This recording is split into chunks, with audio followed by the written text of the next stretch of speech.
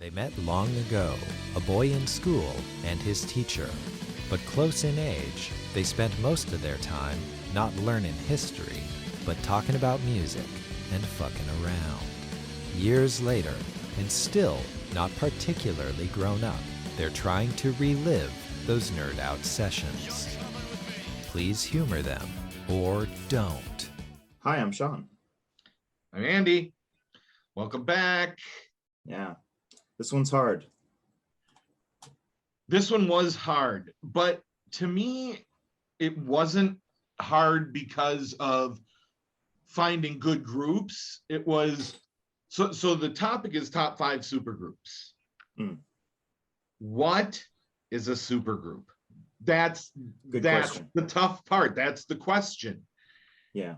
The first thing I did, my like base criteria was you had to have at least released an album. You can't just be a group that got together live a few times or whatever, because then, holy shit, there's been supergroups forever. You know, people, any awards show where, you know, or any Rock and Roll Hall of Fame performance, then it could be a supergroup.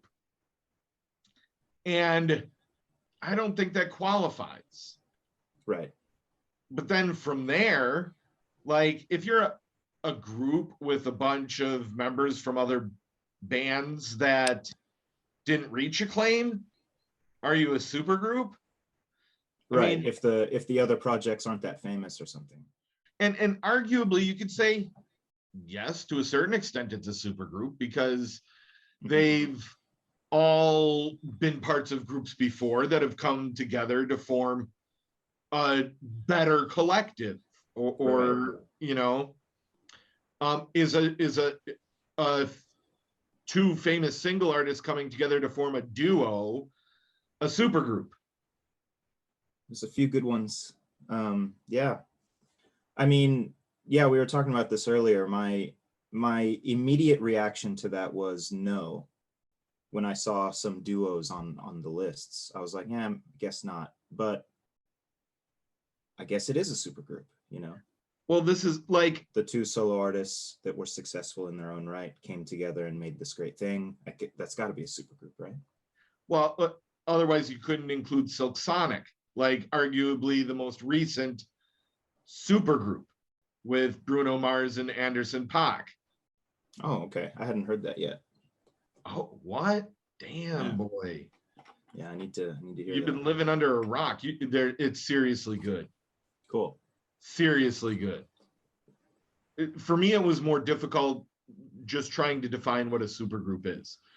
Yeah. Because there's groups that are called supergroups, but they're basically not, because they don't perfectly fit the like you know, like NWA, for example, they're called the supergroup, you know, but yeah, each one of them was doing something before they formed NWA.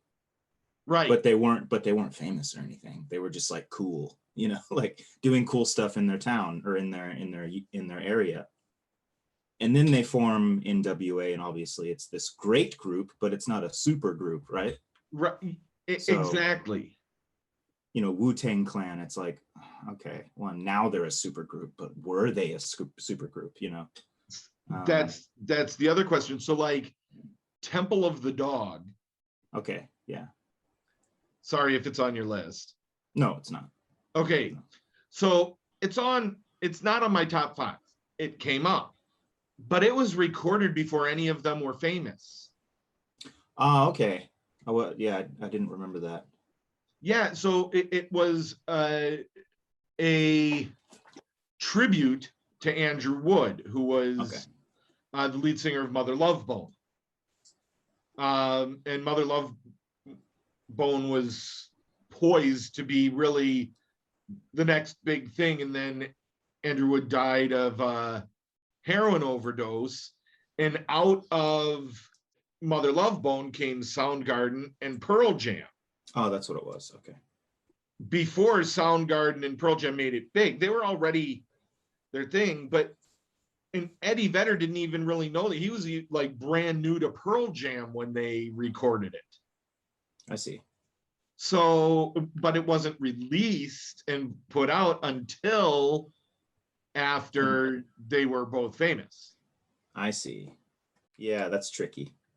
When the label was like, oh, we can cash in on this. Yeah, exactly. But the other one was, should Audioslave be considered a supergroup? Basically, they're just Rage Against the Machine with Chris Cornell singing instead of Zach. Yeah, that's a good point. It's like, it's just a band with a new singer. It's not a bunch of guys coming together and starting a project, you know? Right. But yet many people consider Audioslave a supergroup. Right. I mean, today I think it's just going to be trying to fit into the definition. Yeah. So like all my choices are kind of, you know, examples of like, does this count? Right. Or this definitely counts or something, you know?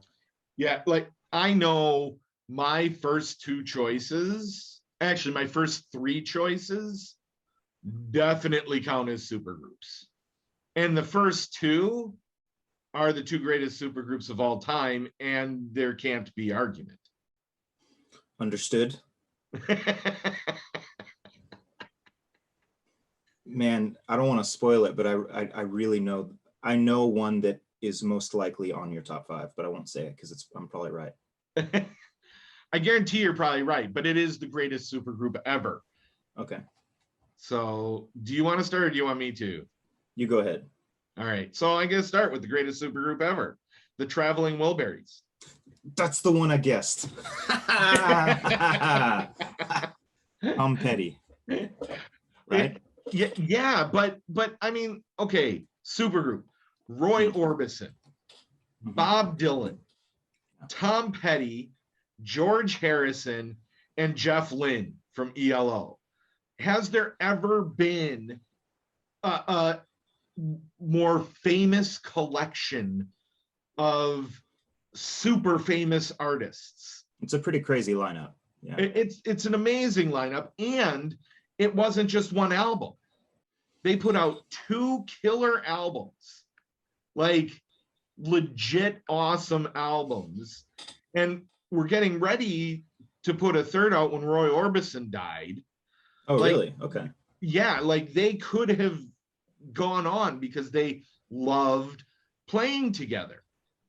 And it Handle with Care. God, it just such great tunes. And you have 5 iconic songwriters writing songs together. I mean, you just put 2 of them together and you know it's going to be a kick-ass album. All 5 of them? Yeah. Damn. It's pretty crazy. Unbelievable. And if you haven't listened to Traveling Wilburys Volume 1 and then their second album, Volume 3, makes sense. Like, I love that they didn't take themselves so seriously. Like, they each gave themselves a name. So there was Lucky Wilbury, and I can't remember, but they were all a Wilbury. Like, they were brothers, kind of. Just that they had fun with it.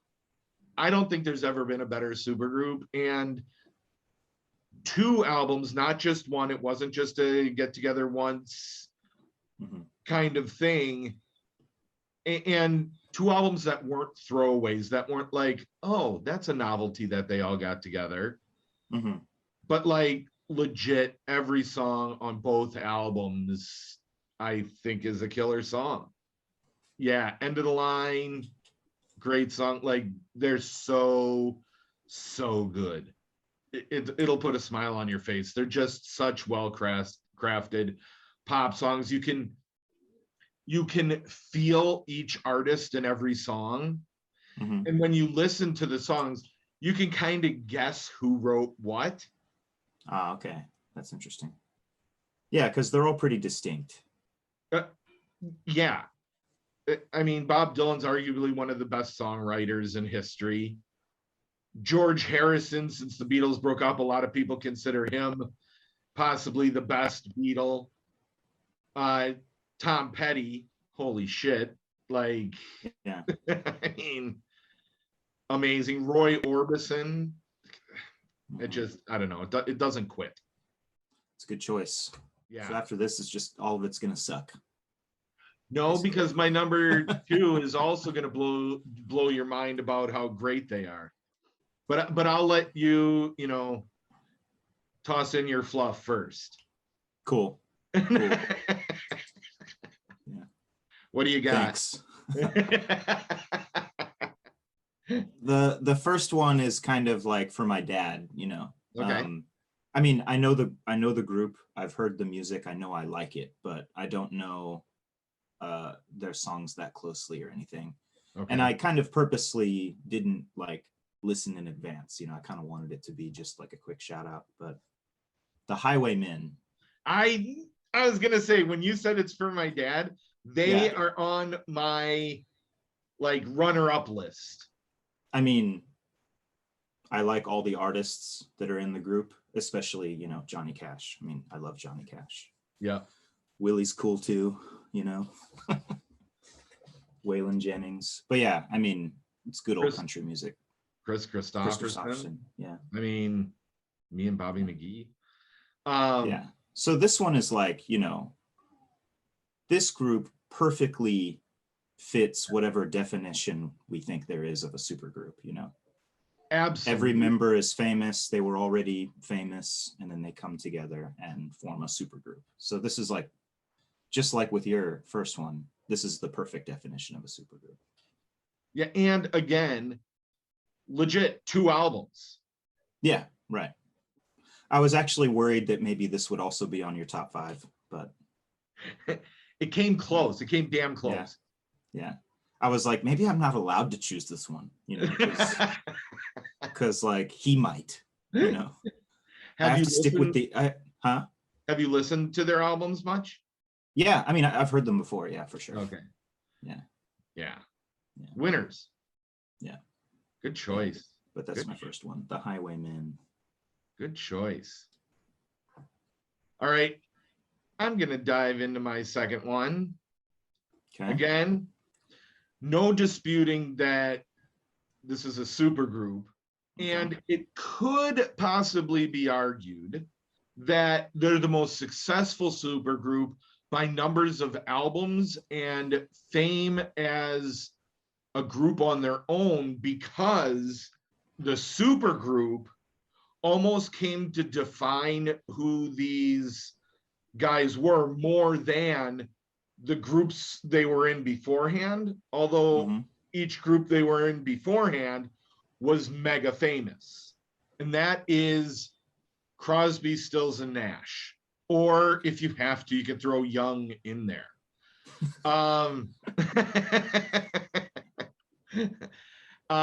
But David Crosby, key member of the Byrds, Stephen Stills and Neil Young, key members of Buffalo Springfield, and Graham Nash, who was in the Hollies. All of them massive, massive groups in the early to mid 60s.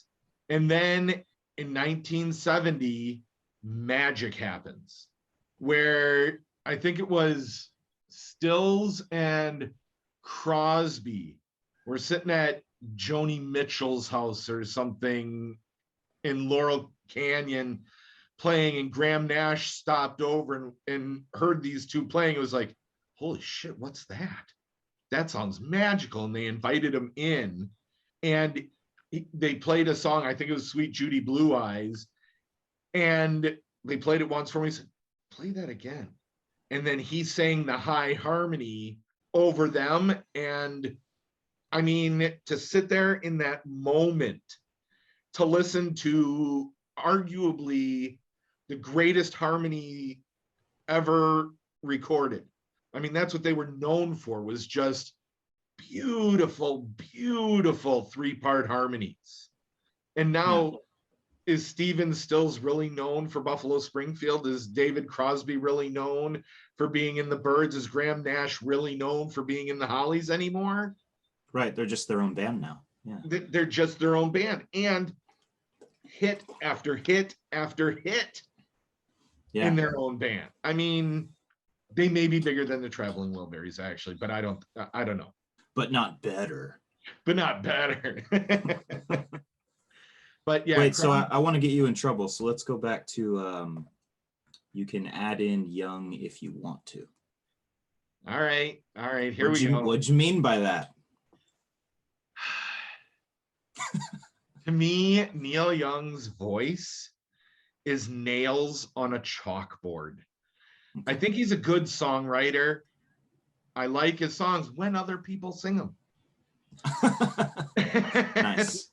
And you listen to the amazing harmonies that Crosby, Stills, and Nash have as a trio, and then you throw Young's voice in there, and it just puts it off kilter a little bit. Some people may like it because it roughs it up a little bit, a little, but to me, it's like, oh my God, why would you ruin such beauty?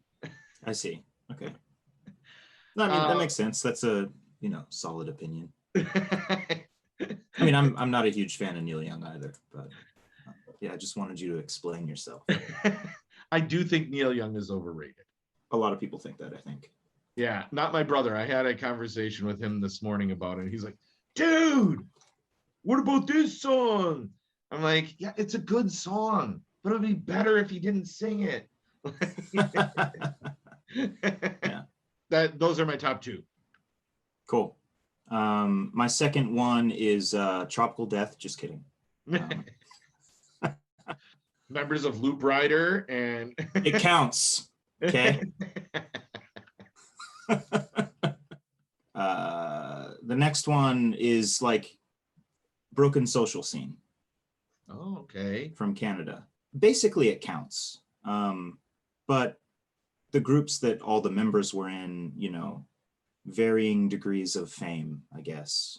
Okay. So maybe some people would argue, but basically they are a supergroup. They're a group of anywhere from like 9 to 5,000 people. you know, and they were all in different groups in Canada. Some of the more famous ones are like Metric and Feist. Do Make Say Think. But yeah, Broken Social Scene. I remember I was listening to them a lot in high school. I loved it, and I didn't actually learn until later that it was some sort of super group of like lots of people in the Canadian music scene, Toronto, I guess. I remember their stuff vaguely. I haven't listened to it in a long time. Yeah, their album You Forgot It in People was the one that I was jamming a lot in high school. Yeah, just really good. There's a lot going on. They basically kind of sound like they're jamming, Right. But everything gets put together in like really good songs, good structures, cool instrumentation. I'll give it to you. I'll give it to I mean, you. it's a bit on the border a little bit, but yeah. But they were a very successful indie band, I guess. Very much so. Yeah. They toured the world. I saw them in Japan, so I mean that's more than one album, so not a one-off thing. Nice. Not as good as Tropical Death, but it's hard. I'll be polite and I won't mention my band officially. So.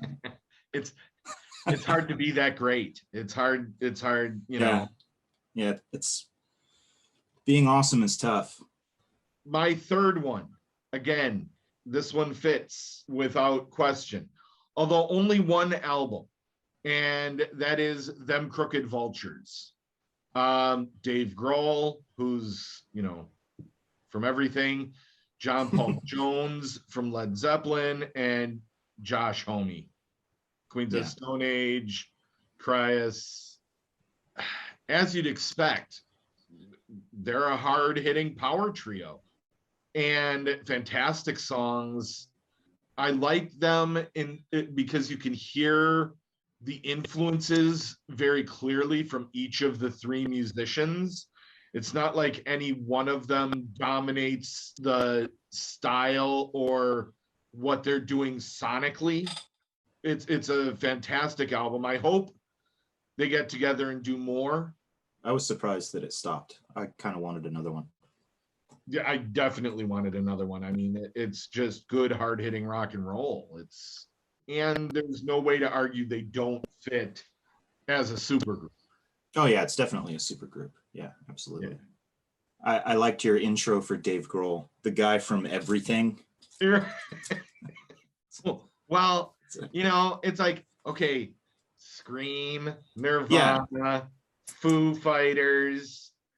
Yeah, there's a rumor that he's also in Ghost, or maybe the rumor's been cleared. I haven't looked it up recently, but last time I checked, he's in this band called Ghost, but nobody knows for sure or something. Yeah, that's my friend Scott loves Ghost. Ghost is good. Yeah. Do you like Ghost? Yeah, Scott had me listen to him. It's interesting because it's like, it's metal, but it's super poppy. I think the rumor was that he's played some guitar or something. Okay. I'm not sure. I don't think it's drums, but I don't know. But yeah, I mean, Grohl is in everything. And arguably there's another supergroup. I don't want to say it if it's on your list, but it might be the next one on my list. All right, then let's use that as a segue. Okay. Are you talking about the Foo Fighters? Yeah. Yeah, okay. Yeah, I think they're a supergroup. I grappled with this one a little bit. You have to say yes, they're a supergroup. My friend Poe was like, no, they're not. Like, because they're the Foo Fighters.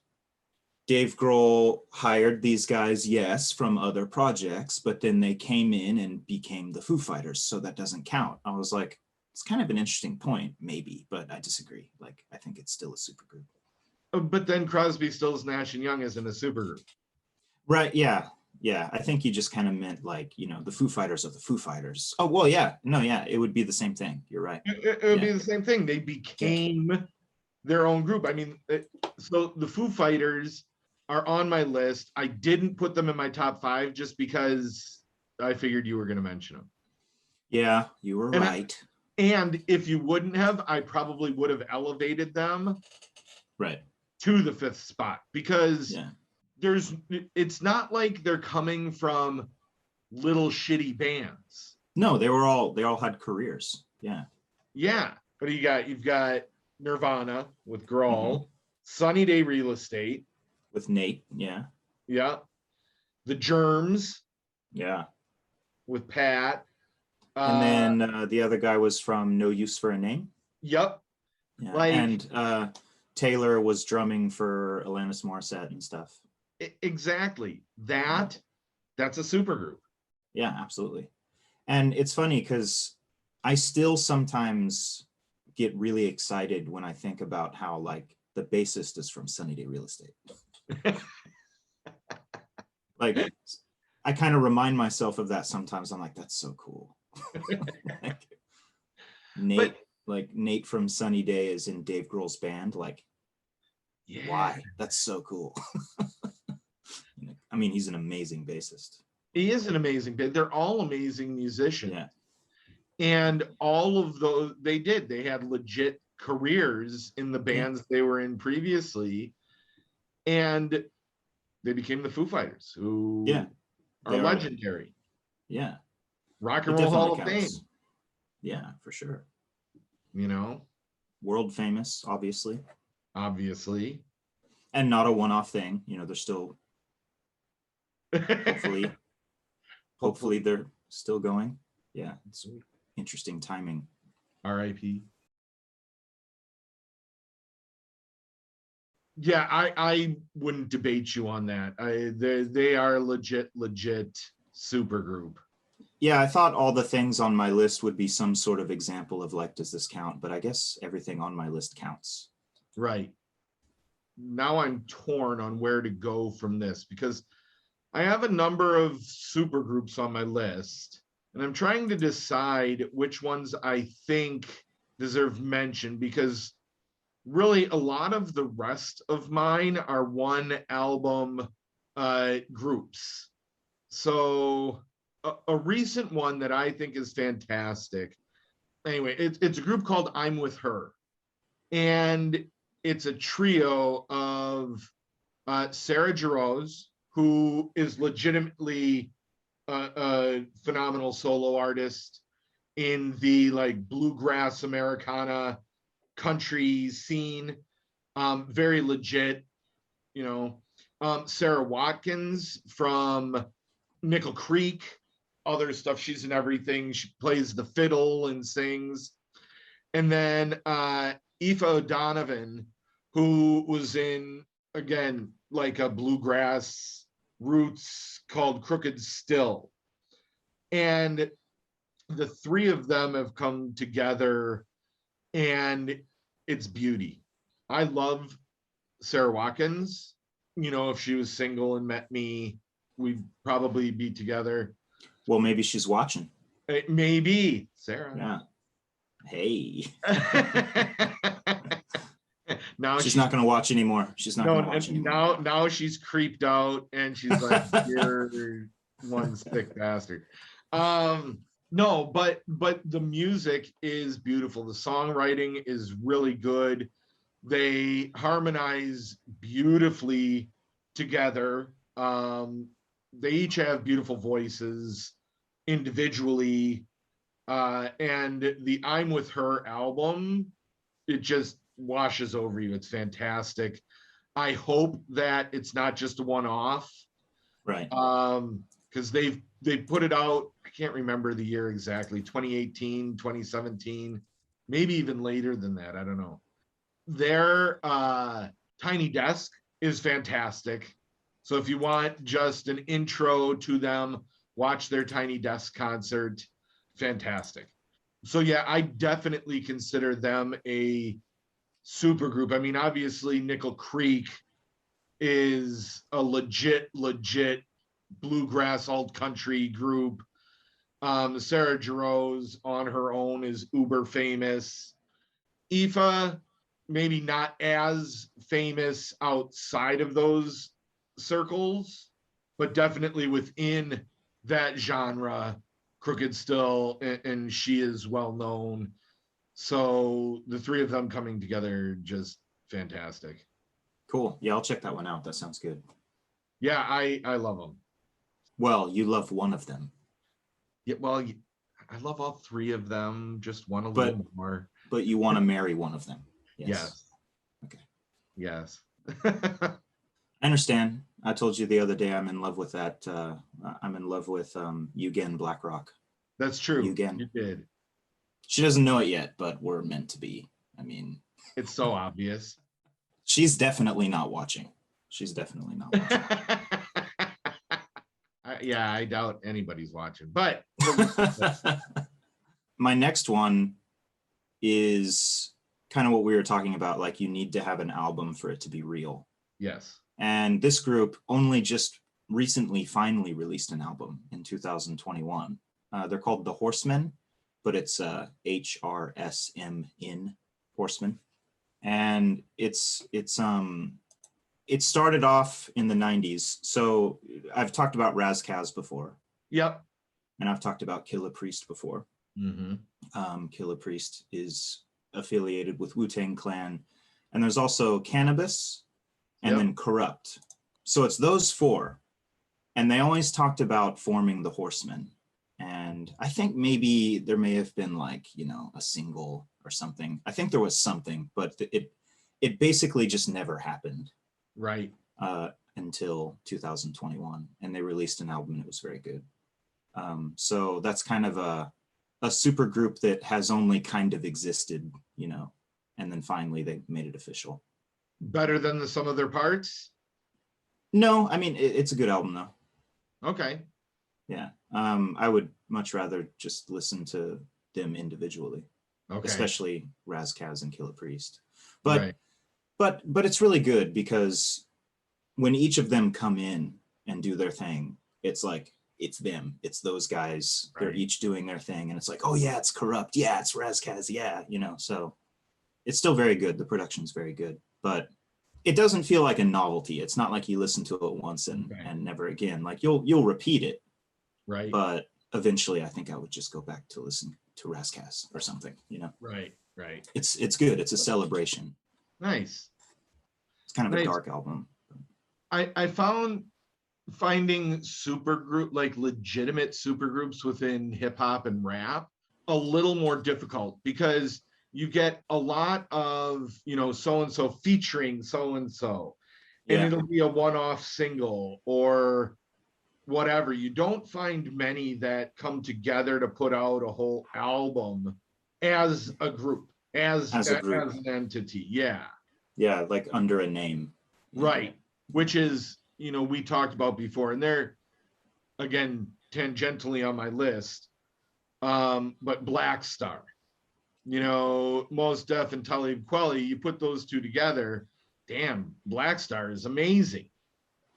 And they have like a group name. It's not like their names featuring or whatever. It's a group name. They came together, made an album together, a legit album. Yeah. A legit album. And now they've just released the second one.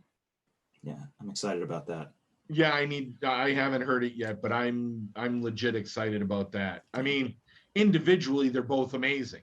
Yeah, definitely. So, but yeah, you don't find many in rap, hip hop that truly fit the supergroup mold.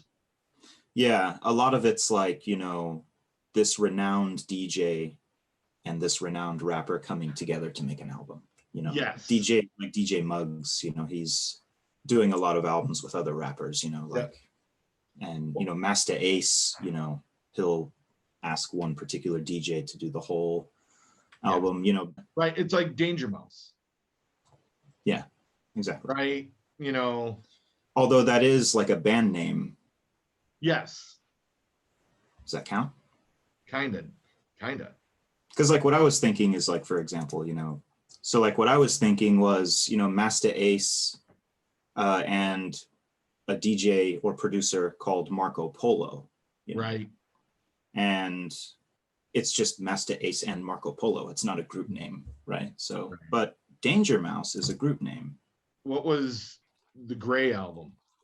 The Gray album, that was like Jay-Z. Yeah. Well, that wasn't even an official album, was it? I think Jay-Z got pissed. Did he? Was it just a remix of his? It was just like a mashup. Yeah. Okay. A mashup of the White Album and the Black Album. Yeah. Done without permission. Right. So that's just a mashup, I guess. Yeah, but it's great. Yeah. Okay. Now I'm really torn. I am going to go the hip hop R&B route here, but I don't know. I'm going to cheat. And they're two totally different styles. And I don't know, I may take one of yours here. I don't know whether I should go Lucy Pearl or Prophets of Rage. I didn't choose any of those, don't worry. Okay. So Lucy Pearl is Raphael Sadiq, who was originally in Tony, but then has a legitimate solo career. Dawn Robinson from In Vogue, and Ali Shaheed Muhammad from A Tribe Called Quest. Okay. Right? And Lucy Pearl, one album, but fantastic album. Great. I don't know this at all. Really? Yeah. Oh, I thought it was you who had introduced me to Lucy Pearl. Maybe not. Mm-mm. You will like it. Cool. Seriously good. Or you go Prophets of Rage. Now, Prophets of Rage, arguably, because it's the guys from Rage Against the Machine, but then they have Be Real from Cypress Hill and Chuck D and DJ Lord from Public Enemy. Right. And No Zach. Hard hitting, super political, came out during Trump and just hammer on the Trump era. I mean, it's a beautiful mix. Obviously, Chuck D and Rage Against the Machine, just like they belong together. Yeah. And then you throw Be Real in there, and you add a little bit of flavor, right? Yeah. Because Be Real is Be Real. Yeah.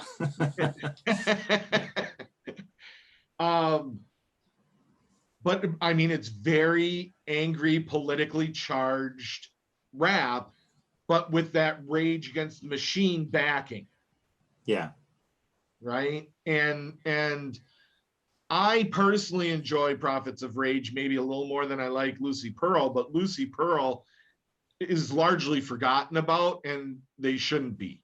So Lucy Pearl definitely sounds like a supergroup by definition. Yes. What about Prophets of Rage? Do you think they kind of don't count in a way? Because it's a remix of an existing band. Basically. Yeah. I think that if it was just Be Real and Rage Against the Machine, or if it was just Chuck D and Rage Against the Machine, just a new singer. Yeah. Yeah, then maybe I'd have more of a problem naming them a supergroup. But the fact that they brought two legitimate rappers from extremely famous, it's an amalgamation of three groups, not just two. That's true. Right? Whereas like Audio Slave is just Rage Against the Machine with Chris Cornell. Yeah, it's basically just a replaced singer. Yes. With a new name. It's like, and they are called a supergroup, Audio Slave, but yes. But it, I feel a bit uncomfortable calling them a supergroup. Yeah, that's my feeling. Whereas Prophets of Rage, I feel a little more legitimate just because it's three groups. Yeah, that makes sense. That's my 5 and 5.1. You cheated, man. Yeah. My fifth one is, are you ready? Do you have a bucket that you can throw up into? Just do it. Postal Service. Yes. Who's in Postal Service? Do you know his name? Say his name. That's not Connor, is it? No, it's not Connor. Right. Your other favorite, Ben Gibbard. Oh yeah. Ben Gibbard, producer Jimmy Tamborello, and Jenny Lewis. Yeah. Ben's from Death Cab for Cutie. Yes, I know. Which is your favorite band. But yeah, I mean, I wasn't sure if this really counted. Okay, let's not count. No. Yeah, I mean, they each had their solid careers. They did. And yeah, Jenny Lewis is in the band, but I mean, it's kind of technically a duo. Right. Officially. But I guess, you know, two is a group of people. so I guess it counts. You know? It is. If we're going to throw Black Star in there. Right. Yeah, exactly. Like two people works. It doesn't have to be 8 people or something. No. You know? But it was a one-off. I don't think it was supposed to be, or maybe it was supposed to be. I'm not sure. But it was basically a one-off. There's only one album. Yep. But I guess it counts. I don't know. It feels weird counting it for some reason. I'm not sure why. I would count. I'll give you that it counts as a supergroup. Like it meets the basic requirements of being called a supergroup. Yes. Yeah. Are they a good supergroup? Now that's something that's more debatable. Okay. Okay.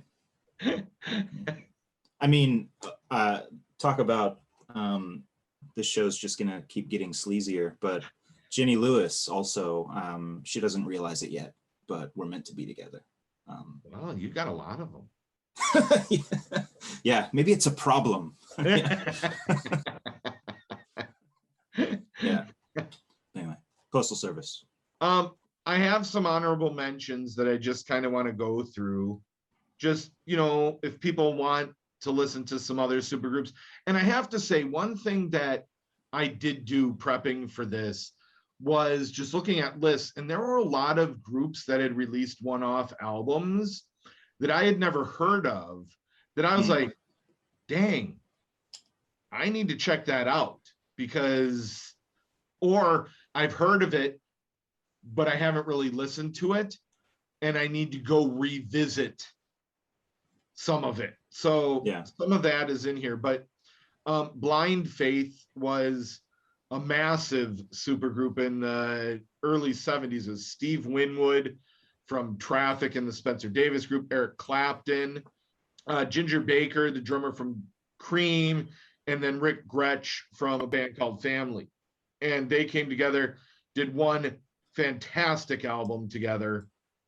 So Blind Faith, The Firm, which was Paul Rogers from Free and Bad Company, Jimmy Page, Tony Franklin, who was in Whitesnake, and Chris Slade, who was in Uriah Heep and Manfred Mann's Earth Band. They were early 80s, pretty good rock band. Trio, have you ever heard Trio? I saw him on the list. I saw him on a list. I did know of Trio before doing this. It's Dolly Parton, Linda Ronstadt, and Emmylou Harris. If you want a country supergroup, holy shit. That sounds good. That sounds good, actually. Right? I would jam to that. Right? Like, that's legit.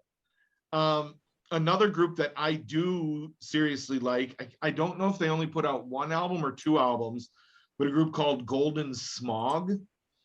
And it's Dave Pirner and Dan Murphy from Soul Asylum, Chris Mars from The Replacements, Gary Loris and Mark Perlman from the Jayhawks. Golden Smog, legit group. Mad Season, yeah. Lane Staley, Mike McCready, Barrett Martin, and John Baker Saunders.